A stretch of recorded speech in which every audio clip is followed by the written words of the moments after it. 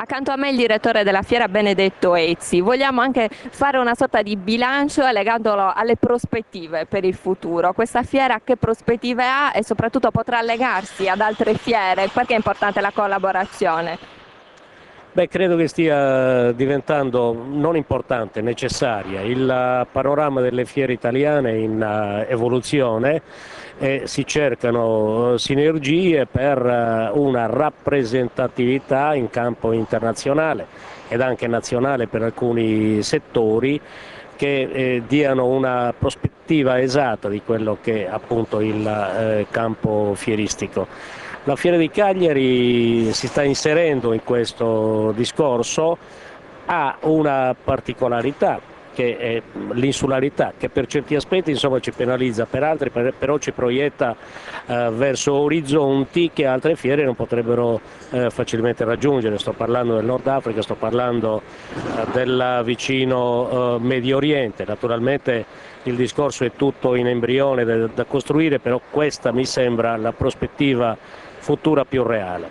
Per quanto attiene la situazione locale, vi è l'impegno da parte del Consiglio di amministrazione che sta elaborando un nuovo programma, un calendario fieristico che metta in risalto soprattutto quella che è la produzione sarda, cioè la Sardegna al centro dell'attenzione in maniera che si riesca ad agire da catalizzatore dell'attenzione non solo degli espositori ma anche dei visitatori che dovrebbero arrivare con queste nostre proposte. Per il futuro è importante anche quindi la specializzazione nei vari settori. Credo che sia fondamentale, anche se per noi vi è una difficoltà in più stante il numero ridotto di abitanti della regione sarda rispetto alle altre regioni.